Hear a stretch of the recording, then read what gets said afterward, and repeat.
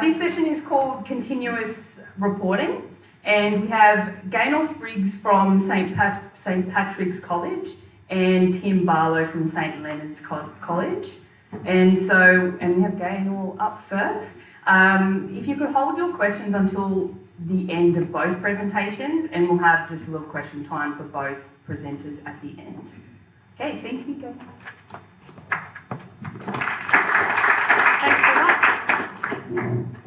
I always love coming to these things because I always have these yay and ah moments. The yay moments are, yay, I do that, yay, we do that. And the ah moments are, oh my God, we don't do that yet. Or, oh my God, I didn't know we could do that. Or, we could do that. So I suppose I'm always amazed at Schoolbox because, you know, the saying goes, there's 100 ways to skin a cat. Never truer when you get the entire staff using Schoolbox and you suddenly discover how many different ways they can do things, shall we say, differently, that you didn't know. And so, look, we don't do things perfectly at our school yet, but this is our version of how to skin a Schoolbox cat when it comes to continuous reporting. So, just to let you know, we have a school of 1,500 students. I suppose I should move on to this one, which seemed like a good idea at the time, but it becomes a bit disturbing after a few minutes. So feel free to look away if it disturbs you. Just a little bit of background. I thought you should know we have about 1,500 students at our school, a teaching staff of 129, not including TAs and tutors. We are the only secondary Catholic school in Launceston, so we have 5 Catholic primary feeder schools that come to us with all sorts of various levels of use of technology. Moving right along. We've been using Schoolbox, so we've had Schoolbox in the college since 2013. But at that stage, there was no official mandate for teachers to use it. It was like, we need a learning management system. Oh, this one looks really good. Let's get that one. Yay, let's get a staff member to have a couple of periods a week to support people who want to use it, and everybody, there it is. Use it if you wish. And of course, nobody prioritised it except for the keen being technology people who left right in. So since 2013, we've had it there, and it's been very much ad hoc. But at the start of 2016, leadership jumped in and went, okay, we need to actually make this official. We had a principle called Simon, so it was easy to have games of Simon Says. And Simon Says, you need to use Schoolbox. So we came up with a list of things that we wanted all teachers to do to get everybody going. Interestingly enough, the new staff members, we have about 10 or 15 staff that come to our school every year. The newbies all have adopted it fantastically. They've leapt in. I suppose they all want to shine and show that they're awesome. So they've jumped in, and the old hands who've been there forever are going, why do we have to do this? And it's like pushing a boulder up a hill, but we're getting there slowly but surely. So 2016 was a list of everything to do, communicate resources with your classes, and show people how to put some assessments up on Schoolbox. So sort of softly approach. But at the start of this year, we moved to continuous online feedback. Now, I know the session's called continuous reporting, but we call it continuous online feedback in our school, mostly because the terminology was, I'm told, was stipulated by the TCEO, which is the Tasmanian Catholic Education Office, but also because what we're doing doesn't really equate with a traditional written report format. So we've changed ours to continuous online feedback. With the continuous online feedback, it's become compulsory for all our teachers to put their grading and comments for assessed work up through Schoolbox. And just to let you know at the outset, it's really had an impact after the first semester on parent-teacher meetings. We normally block out from lunchtime until 8 o'clock at night for us to fit in all the parents for parent-teacher meetings, and this year we were twiddling our thumbs, having conversations with each other and playing games on computers because there were a whole lot of parents that didn't turn up. And the reason for this was because the parents were feeling that they were getting enough continuous feedback through Schoolbox, and they made it a priority to see the teachers that they felt that there was a concern there and they wanted to have a further conversation Otherwise, they felt pretty informed and didn't need to come. I'm sure most people have seen this graphic before, with the responsibility used to be on the child for why the marks were not so good, then shifting to us in terms of why didn't I know my child wasn't passing. For us now it's shifting back in the other direction, and not only parent-teachers but continuously throughout the year. So how have we got to this point? We had to negotiate a few challenges along the way. One of them was Course Builder. You would know with Course Builder, you can go into, you can create courses where you can compile all your resources, your criteria, all those sorts of things. They remain there from year to year, and you can import them onto your pages or export them onto your pages and make things in Course Builder and send them off to your class pages, all wonderful. Our classes, our teachers were, up until the end of last year, mainly using class pages to do everything. And those people who were using Schoolbox enthusiastically were getting really frustrated because the class, the end of the year would come and the class page would be archived and they'd have to start again at the start of the next year. So we've really made a push for course Builder so we can stop this reinvention of the wheel every year. The thing is, you need to know that it's actually a bit of a scary process. It was scary in two ways.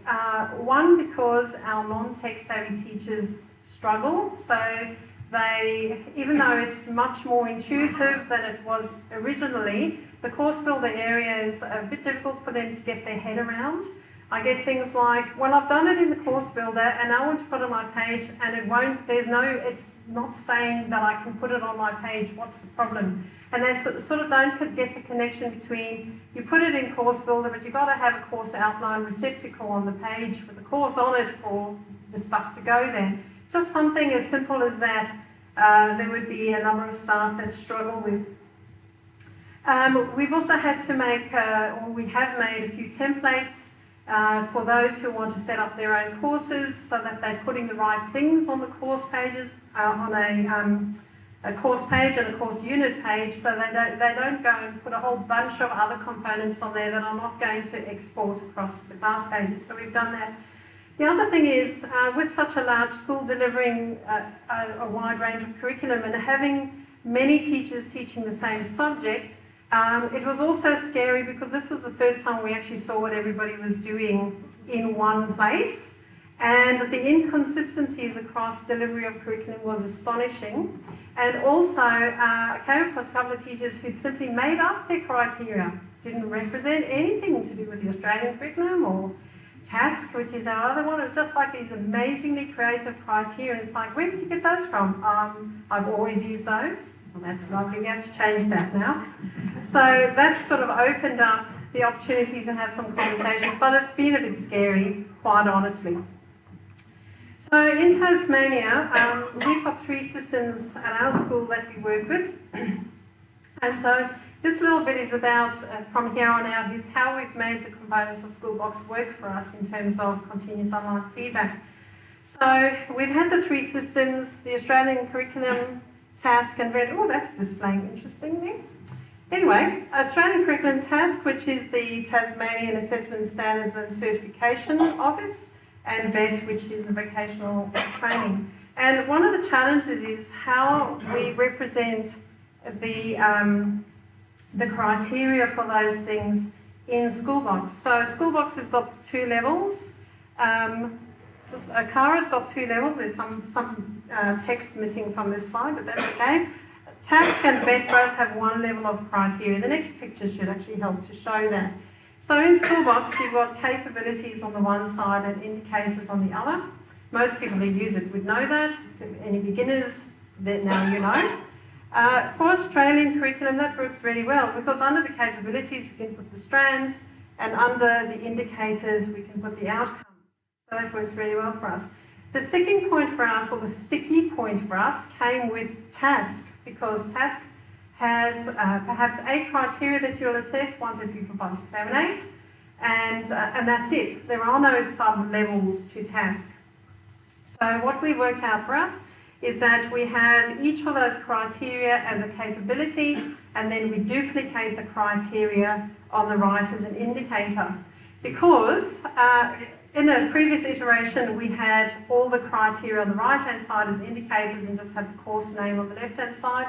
But when it comes to the students' grades page, what's in the capabilities area is represented in the capabilities summary at the top of the students' grades page. And so by doing it this way, they get to see a summary of how they're going for each criteria, rather than the overview of the course and just everything underneath that. So that worked better for us. And also the same with the VET. So all the outcomes for the VET we've had, we put on the left-hand side, and then we've duplicated that on the right. So moving on then to the assessment and the requirements for the assessment. Again, leadership's taken sort of a softly softening approach. So at the start of the year for the first semester, everyone was required to put up a CAT task, or common assessment task. That was sort of getting everybody into the swing of things. And so that was the minimum requirement. Towards the end of last semester, I took it upon myself to go and look at everybody's Markbooks. That's for every subject in the college, to have a look at what people were doing. The heads of faculty were going to do it, but they were feeling a bit time poor at the time, so I looked in and did that. And that was, I should have another big scary baby face there, because that was scary too. What was happening is the really enthusiastic technology people had leapt in and were putting up 25 assessment tasks. So you would have 5 science classes, year 8 science classes, shall we say, and teacher number 1 has put up 25 tasks. Teachers 2, 3 and 4 have put up the required CAT task, and maybe teacher 5 put up nothing. We had a small percentage of teachers that actually were still not coming to the party and haven't put things up, but they've been exposed. So that's okay, we're on to them.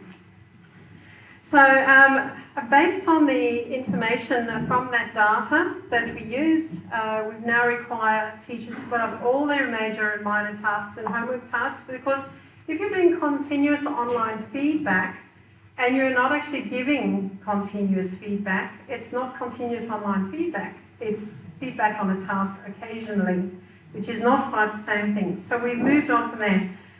With those grades that teachers have to put up for the major tasks at the very least, they also need to put up a comment. The comment should have 3 lines, something positive, something that's constructive. I was going to say negative, but we know we don't do that, we do constructive, and something that you can build on for the next time you come across this sort of skill or content that you have to engage with. Again, with the data last term, which has generated a lot of discussion in faculties, comments ranged from well done to please see the hard copy for comments. Yes. I have to blush because I actually did that once myself. And when I was looking at the data, I went, oh my God, I can't believe I did that. Anyway, but please see the hard copy of comments. And then the last one is an essay. The other end is an essay for everything from the teacher, which I think is just great dedication and commitment. Anyway, a couple of the other things we've had to consider is the use of the rubrics, the Markbook, and the students' grades page. How complex to make the rubrics, how to make the Markbook work effectively for us, and what sort of consistent view do we want the parents and students to encounter. So in terms of rubrics, always seems to be a work in progress. The development of the rubrics themselves actually happen at faculty level. For the Australian curriculum subjects, task subjects come with the rubrics. They actually tell you what you're supposed to be assessing against. So it's an ongoing process, and we're really, really delighted to see in version 15 that we can edit the criteria, which is going to make a big difference. It almost deserves a round of applause just for that little fact. Thank you very much, people who made that happen. So in terms of the rubrics, now if you've created your work and made rubrics in Schoolbox, you know you can put in descriptions for each of the different levels that you're assessing. What's going on in our school at the moment is a whole range of different things. Thing number one is that there are several faculties that are creating a master rubric. So, for example, in English, in Year 8, they create a master rubric for what the different levels look like for the different outcomes. That's done on a good old-fashioned document, and that is given to the teachers in a good old-fashioned printout, or uploaded to Schoolbox as a document. The teachers then access that and use the relevant bits of the master rubric to create the task-specific rubric for their students. There's been a rare few cases, in fact, if I had to give you a number, I'd say one, of a teacher who's created a dummy task, made a rubric and filled in all the descriptions for all the levels on a dummy task, and then exported it and kept it on our computer, so that when she then goes and makes assessments, she uploads the full rubric and just ticks the ones she wants to do. So James, if you're listening on our wish list, we'd love to have a place where we can make a master rubric. Just thought I'd slip that one in there. Some of them just type descriptors into the rubrics as they go, and most of our staff still will leave the rubric blank. So they'll go and apply rubric, choose a result set, and then tick the things they want, which automatically populates the boxes with the name of those levels, and they're away happy. Save or modify or update, whatever it is. So here is an example, those who haven't seen one before, of a rubric that's got the levels in it and some descriptions to go with those levels. And this would be more often the case at the moment, where you just tick what you want and you've got the level names within the box, but not actually a description as such. Okay, moving on. Assessment and grade averaging. So this has been a bit of a headache, I know, for us in Tassie. When we were at the Tassie Meetup, this came up as a bit of a hot topic of discussion.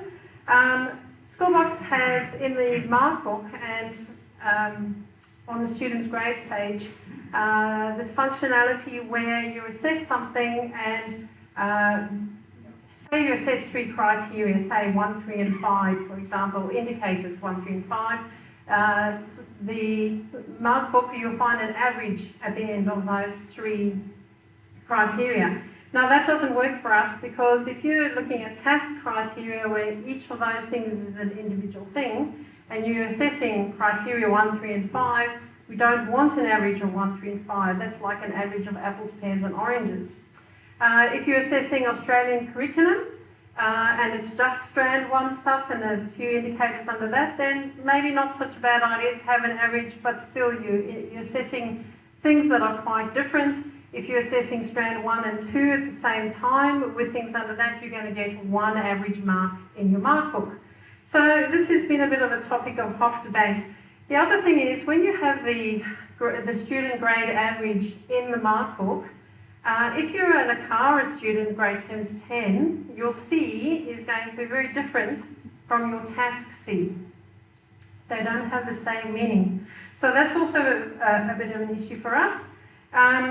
We've also had some inconsistencies with the mark type, not Schoolbox's issue, but ours, in as much as teachers are just randomly going percentage, total mark, letter grade. Those who are getting frustrated with the averaging were going none, which means nothing appears in the Markbook and there's no information on the student's grades page either.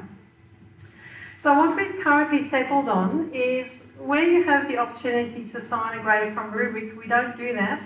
We had a big discussion in Academic Council as to what would work best for us.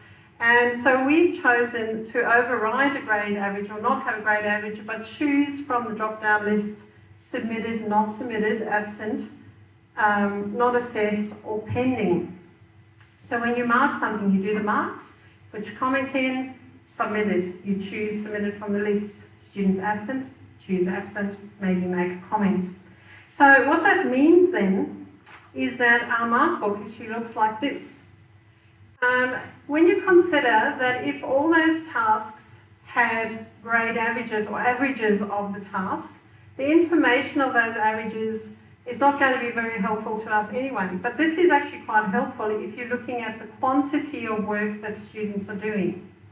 This information here goes onto the student grades page. So we'll have a look at what that looks like on the grades page in a moment. But what this means now is we have two places on the grades page. One that tells us about the quality of the students' work, and the other that tells us about the quantity of the work they're doing. The other thing about the Markbook, or just the way semesters are set up in Schoolbox, for us for this year we've changed the semester to be a year long rather than change over. In fact, the changeover date for us was at the end of term 2, and we were having parent-teacher meetings on the first day of term 3. And I suddenly had this hot and cold moment when I imagined staff marking in the holidays, putting stuff in the Markbook, coming to parent-teachers meetings and thinking everything had disappeared. We don't have a lot of opportunity to communicate details with our staff. A lot of our staff also are just-in-time learners. They go, yeah, I'll deal with that when it's important. And generally, as the parents are walking through the doors, when they suddenly realise they have to deal with it. So just for the moment, I've changed our Markbook to be a year-long Markbook so they don't have that kind of thing happening. So looking at the students' grades page, this is what the parents and students see. Noticeably, the box and whiskers is missing. This was feedback from a number of our teachers who were finding that the parents were comparing their child to the rest of the cohort by trying to figure out where they fitted in comparison to everybody else, and that became a bit of a stress for the parents and therefore for the child. So for the moment we've switched off that view for students and parents. So you can see in the assessments area at the bottom of the page, we now have a collation of the quantity of work that the student is getting through. They can click on the task to the left to see the individual mark for that task, or the marks for that task, and in the top area in the capabilities, nice and neatly listed under each of the indicators is a collation of the marks that they're getting for those different things. And part of our wish list would be that the information that is in the capabilities area, if that could be in the Markbook, that would make the Markbook amazingly useful for us. I think that's that for that. So, moving on from there, just to let you know a few of the challenges or the pros and cons of continuous online feedback. As I said, some of our less tech-savvy staff struggled a bit. Many teachers feel at this stage that they still have to keep 2 Markbooks because of the way we've set up our Markbook for now, so they keep a separate paper Markbook because they still want to see an overview of how the students are going per criteria or strand. There's more pressure on the teachers to keep on top of things. This could also be a pro. If you think about it, the pressure is actually coming from the students and the parents. I need the assignment, can you put it up on Markbook? My daughter's friends got their test results back, when are you publishing ours? So that sort of pressure. There is a bit of an increased level in stress for the teachers, but that's because there's been quite a shift in the way that we do things, but that's settling down. There's still some inconsistencies about what people are putting up in Schoolbox, so there's some work to be done on out there.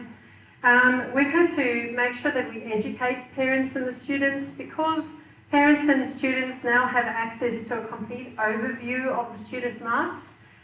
You do get questions of, well, if they're getting a C, a C, a C, a C, and a D, and the 3 Cs were for miniature little tasks and maybe 2 Ds for major tasks, and you've given them a D, and the parents can see the overview, then it's like, well, excuse me, but that should have been a C, because there are more C's there than D's. And so you have to have that kind of conversation with the parents so that they're informed about how that all works. In terms of the pros, there have been heaps of pros, and this is why we wouldn't go back to traditional reporting. We love this. The teachers, even though it's been a bit of a learning curve for a lot of people, teachers love this, can see the relevance of this and the benefit of this. Schoolbox itself has just had a huge impact on learning because we've got this consistent, well, aiming to be consistent and transparent delivery of curriculum. It also has provided a really easy way for parents to communicate with teachers, teachers to communicate with parents and with students, etc., in a nice, safe and secure environment. The continuous online feedback itself keeps parents informed of student progress, so you can actually deal with issues as they happen rather than getting to parent-teacher meeting and saying, well, a month ago they didn't hand in their work. The students have all their assessments and feedback in one place, which I know sounds a bit silly because, you know, you give them their assignments back and you would expect that they would keep them all together in one place, but the reality is they don't always. So now they are there. There is more accountability for everybody. There's more accountability for the teachers, but also for the students because they're a little bit exposed, and also for the parents. We've had a number of parents turn up parent-teacher meeting and go, why didn't I know Joey was failing? And you go, well, haven't you looked on the Schoolbox? And they go, on what? And then you show them and they go, oh. So that's been really good.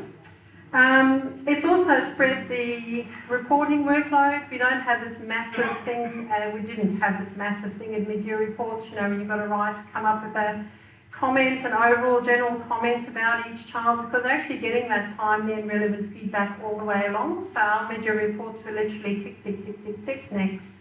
No comments on our mid-year reports because they were all on Schoolbox. And it's also been, had this big reduction in parents coming to the parent-teacher meetings.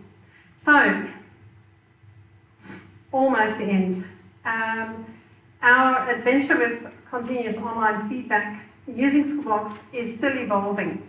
So this cat that we're skinning at the moment is still growing and developing it. So sometimes there are claws and baring of teeth and mess and noise. But it's we're moving in the right direction. When we come to conferences like this, we learn heaps from other people. Some of the stuff that we've developed there is because we've heard other people doing it. So it's fantastic always to share and know what other people are getting on with because it informs some of what we do. And we're just really pleased with continuous online feedback and we wouldn't give it up now. So thank you for listening.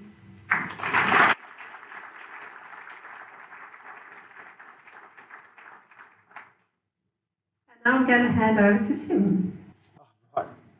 So my name's Tim Barlow. I work at Leonard's College, and I'm here to also talk about continuous reporting. So I just want to give you, we're a school in Melbourne, 1,500 kids. We started continuous reporting last year. I'm just hoping to tell you like a really brief burst of our story from everyone's perspective, and then hopefully we can get to some questions at the end, and Gunnar will come back up and we'll blow you away again. So the first thing I think is really important is if you're here because we were thinking about doing continuous reporting, you need to be able to answer this question to everybody. And we look at every single thing we do with the lens of an education for life. So that's our vision. How can we make learning better? And so we looked at that and we thought about assessment. And we know, there's a lot of work coming out of Melbourne University and Hattie that feedback is really, really important to pushing kids along with their learning, and it's best if it's timely. There's lots of research, and it's mainly historical. It's so old everyone knows about it, but the more involved a parent is, the better the student does. So instead of, how was your day? The kid goes, what'd you do? Nothing. We give them a chance by continuous reporting to be continuously involved in the conversations. So again, the research says that achievement improves, but instead of saying, how was your day, what'd you do, nothing, the parent can start the conversation with, well, I saw that movie you made in science and you got a really good grade for it, and I watched it, it was really good, how did you do? And explain more about, so the change of conversations, and Gaynor indicated that with parent interviews, we've seen that to a real shift into, well, we know what's going on right now, so kind of what's next, that classic feedback and what's good for learning. We looked at what is good feedback, and again, this is work from feedback in schools. There's those three key things. Where am I going? And so we do that with mentors and goals and conversations and things like that. How am I going? And so I've got that little one sentence bracket there. But so that's, what did you do well about the task? How did you do the grade or the feedback more specifically? But then really importantly, kind of another sentence is a feed forward question. So What are you going to do next? What do you need to improve on?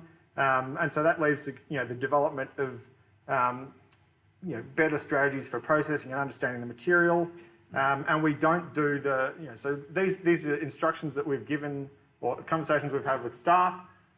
You don't give a good job, Johnny. That doesn't help in terms of, again, all the research, but that kind of praise doesn't help. So what is the best feedback that research says you can give to kids to assist their learning? That's the question to drive the things that you do next. And that's the question the questions that we asked, and that's really why we went down continuous reporting, and that's the story that we told staff. And so again, the conversation with staff, this is still selling the change, I suppose. We visited other schools who were doing continuous reporting. So we only started at the start of last year. Some other schools were doing it a couple of years before that. And they were all ugly. Schoolbox is a beautiful online platform. So we're all lucky to have that. And an interesting thing now is that we found that some of those schools who were doing it were killing staff, and the staff were running 10 sentences 10 times a semester. That was really bogging them down. So how do you sell that to staff that this is a better thing to do? We know it's better for learning, but talk to us about how that's going to help us. And so we used to do this in 2015. This is the exact story. So you would, the whole time, you would assess work, you'd write on the work, or you'd write on the test or whatever it is, and give it back to the kid and say, well, this is how you went. You'd put a grade on it and you'd give it back to them, and then you'd write the grade in your book, or you'd write it, record it in a Markbook, and you'd get all that data collated the whole time. You'd also complete progress reports 1 to 2 times a semester. We had ours due, first one due at the start of week 6. A good story that comes out of that is we said our first continuous reporting task had to be up by week 6. And you talk about staff with different levels of finding out transparency of continuous reporting. One staff member said, oh, how can I put a task up by week 6? And we said, well, but last year you gave an academic, progress report at week 6. Where did you get that from? No, I just knew, They were a 4 and he was a 2.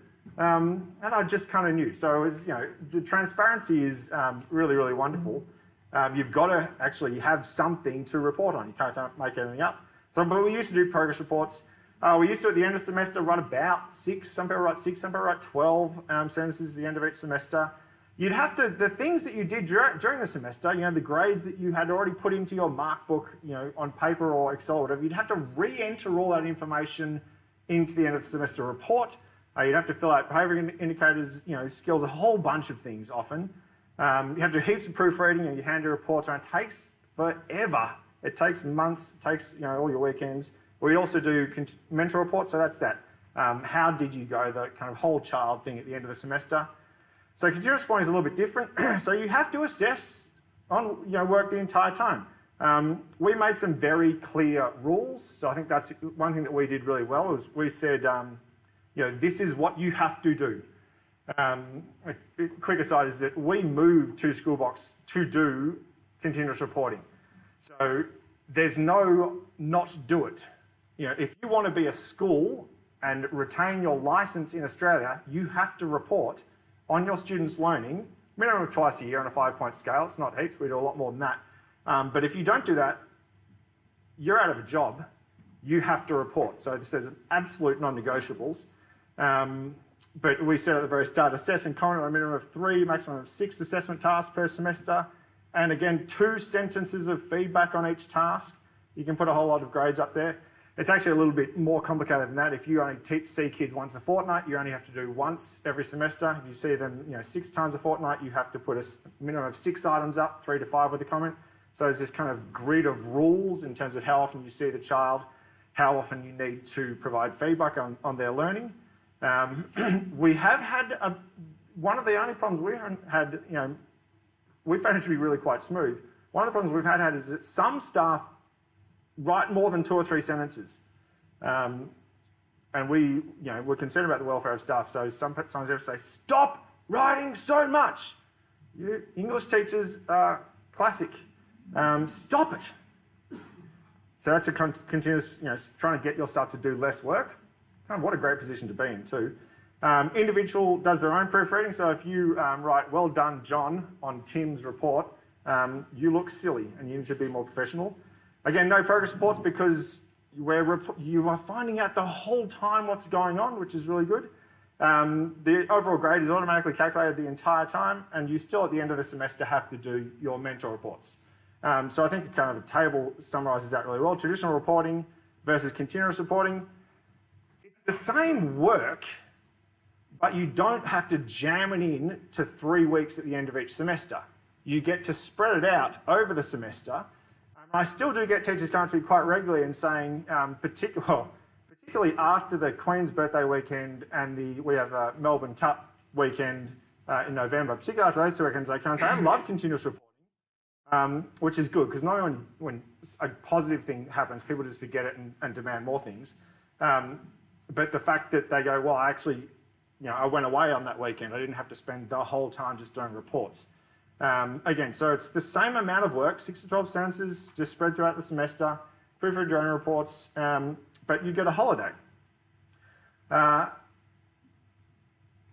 In terms of the courses, what is actually reported on, so we'll kind of get to this later in terms of the courses, but we've got professionals, they decide if they're going to put the exam up, classwork up, the essay up, the project up. So whatever they need to report on to the children and their families, that's what they do.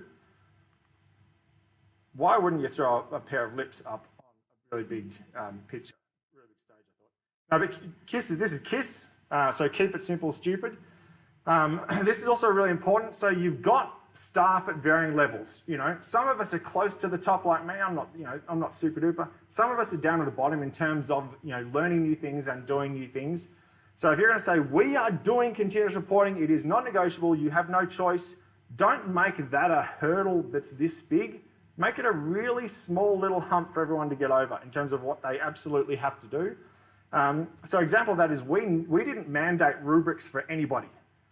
Didn't really even talk about it. We didn't mandate online submissions for anybody. The use of plague scan is a way to kind of, again, give feedback to kids about, doing your own work. But it's always, I find that if you build it and if you build it properly and do it well, teachers will come to it. If you give teachers a way to teach better or provide better learning opportunities for kids, they will gravitate towards it and kind of take it up. And you get that diffusion of innovations effect where some people kind of grab it on and then slowly everyone takes over. But we've got heaps of staff doing amazingly good rubrics on Schoolbox and no one told them to. With heaps of staff are getting online submissions all the time for their work, marking up the work in Crocodocs so that the kids and the parents, that work is there forever. So everyone, again, that's huge transparency. But we didn't tell them they had to. So we just said, you've got to do this many things. You've kind of got to create your course, which I'll share in a second, and you've got to report on it throughout the semester. Don't write it on the task, write it online. So what does it look like for staff? Again, it's using Course Builder. I've scrolled through this. We get schools visit quite often. I think two schools who may be in this room right now visited me yesterday. And I think both times I ended up on our course list page and you just go scroll, scroll, scroll because we do this from prep to year 12. We're VC and IB, so you can imagine the number of VC and IB courses, but also every single, prep English, prep maths, prep unit of inquiry, prep music, prep PE, all have their own course and they're all done. And that is where the professionals in those teams, that's when they decide what they are going to report on as a group. And we will, the end of the year, I was going to say DETCON, our December conference, we'll get together in those teams and say, well, do we do good this year? What do we need to change for next year? There's some tweaking as we go throughout the year. But once you get a course, you just go to your class page. They're all set up with a course outline on it. You import your course. So if it's Year 8 Science, you put the Year 8 Science course on it. You do it at the start of the year, you're good to go. So there's not a lot of difficulty in terms of getting your continuous reporting set up. That's all they have to do. And then some of you hopefully are familiar with this page. So once your course is set up, you put in your due dates, then you just go along and you grade them. And sometimes it's a percentage for us, sometimes it's a grade A to E, sometimes it's 7 out of 10, sometimes it's 13 out of 20, sometimes it's no mark, it's just a comment, particularly in the primary years. All sorts of things. And when you do that, so that's just a part of your teaching and learning, you automatically maintain your Markbook, and that automatically maintains the students' overall grades. And that's, you just teach and learn, and it just happens the whole time, which is glorious. In terms of parents and students, what that kind of looks like for them, it's interesting how quick it is for parents when they're early. So the prep students, parents, they kind of get it really, really quickly in terms of getting online. But certainly at the end of the start of last year, I went to 13 information nights at the start of the year, and I still go to, particularly where we have big intakes, and say, if you want to see how your kid is going, it is in our instance in Schoolbox. So info nights, pushing out news items, again, it's obviously in Schoolbox, but pushing out to parents, this is where you find out how your kid is going the whole time. Of course, they do get notifications, so we set that up by default as their weekly digest, unless they change their settings. So I know lots of, well, not lots, but a number of parents have, we've got the Digistore map, have changed their settings so that if you put a kid's grade up, bing, goes their pocket, and they find it immediately before, you know, what grade the kid has got. And of course, the kids all do that because they want to find out straight away when they've got a grade that's put up.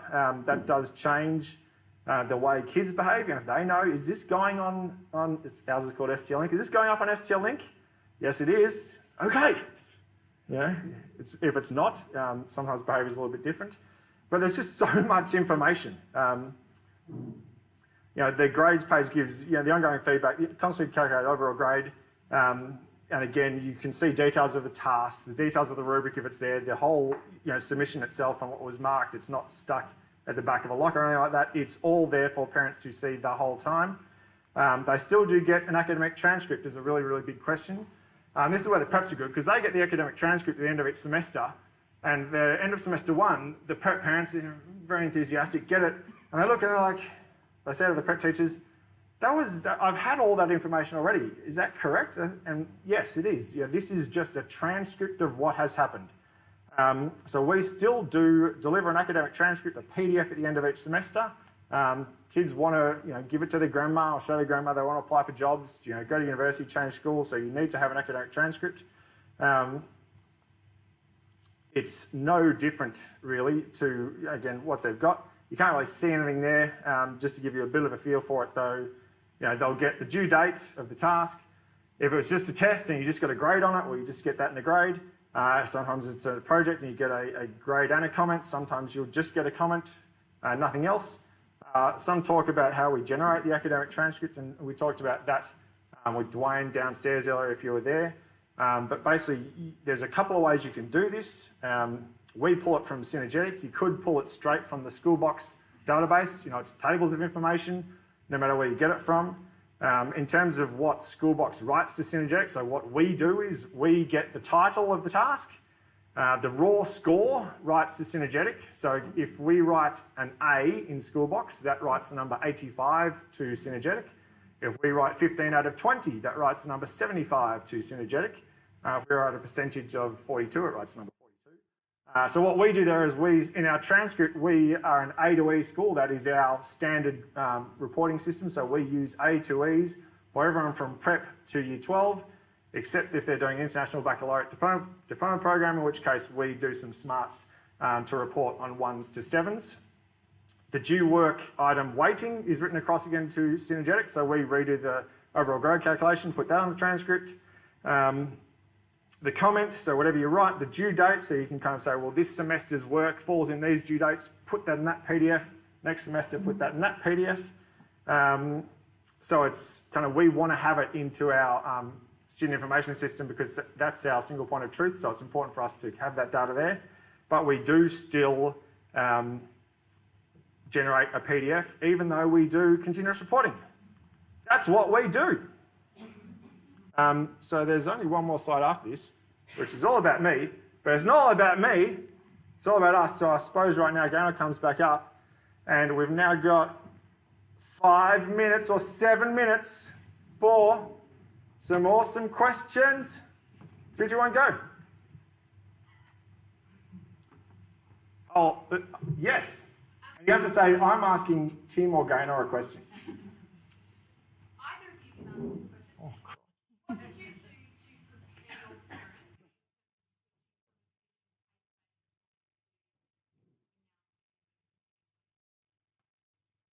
I mean, we did the information nights, so every single parent got an information night and backed up with words and pictures sent out to them as well. So multimodal communication. We had information go out in the college newsletter plus information in Schoolbox for them to access.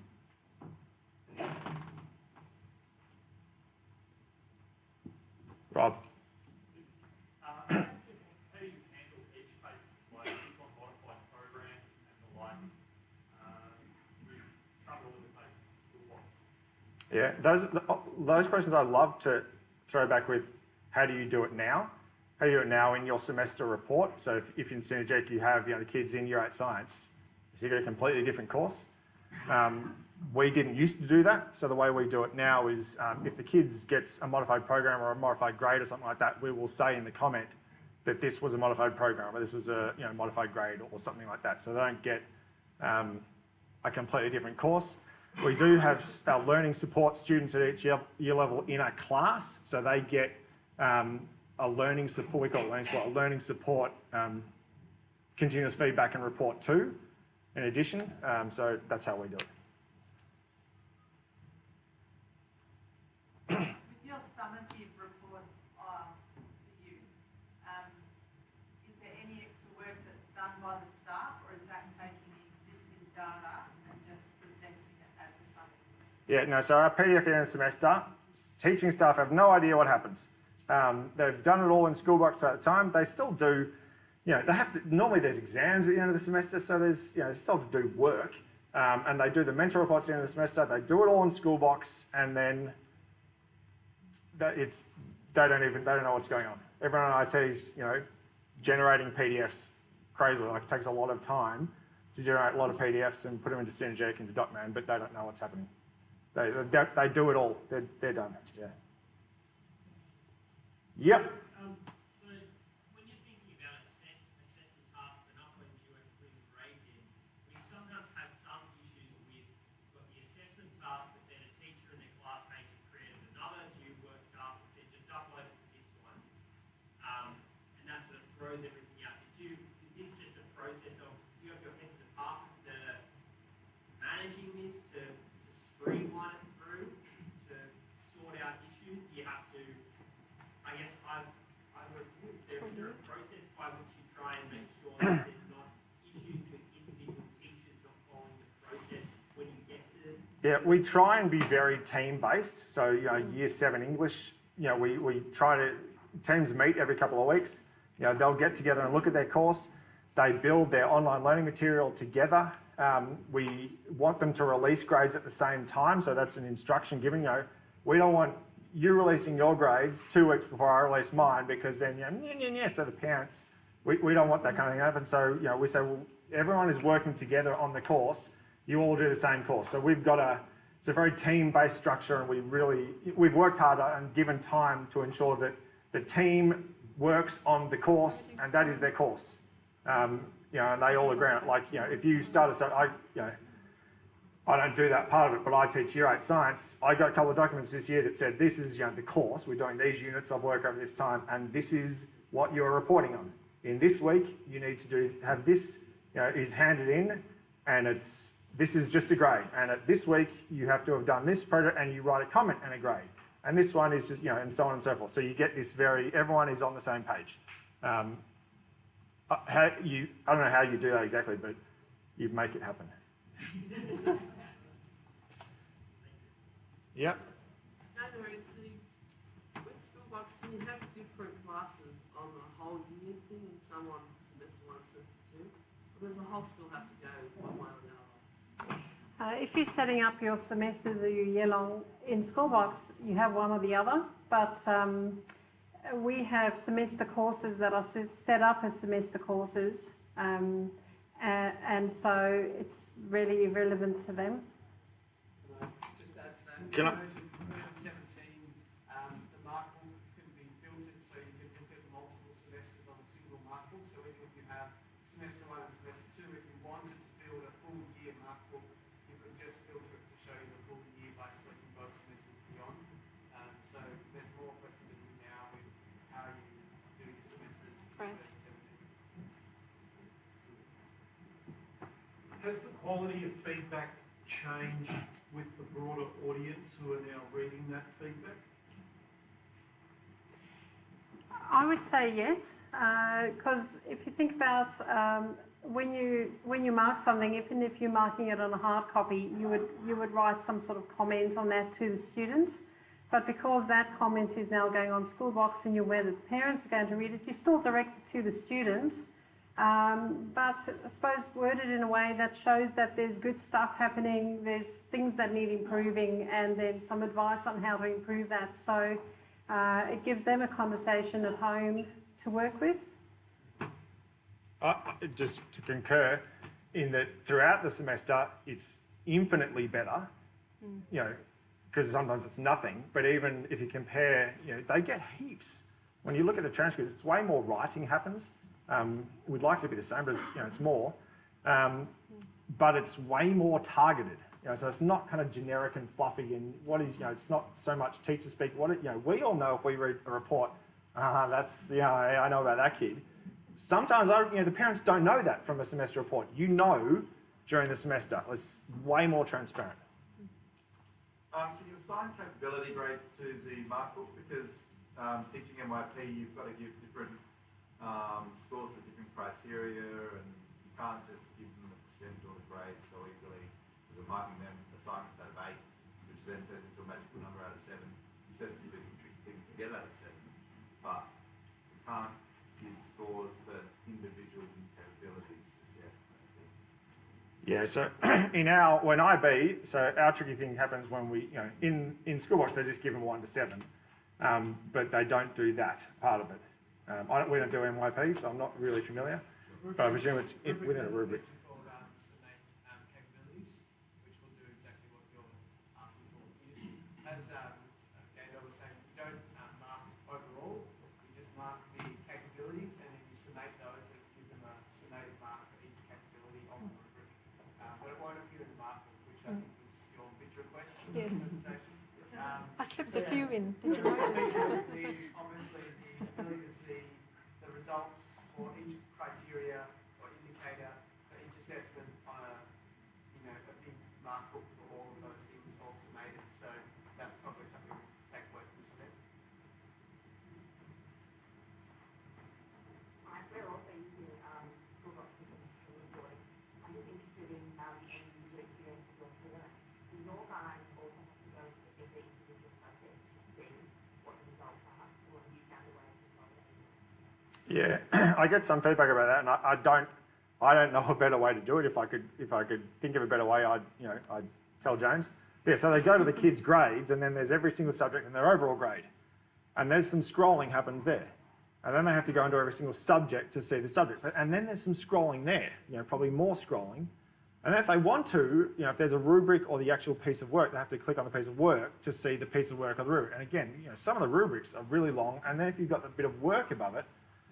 If you tried to put all the work for each subject and all the, you know, grades and comments for each subject into one page, for us it would be like from here to the wall scrolling. That would be a horrible user interface. So I've had that kind of feedback. I want to see it all on one page. I'm like, well, you know, if you did, it would be 50 meters of scrolling. You know, there's so much amazing feedback that putting it on one page would make it horrible. So, Student learning wise though, put anecdotally into research at the start, have you seen an increase in student learning through the process? I had a case the other day where I've been working on a long-term assignment with a class, and it was due date day, and student came and said, I was absent for a lesson.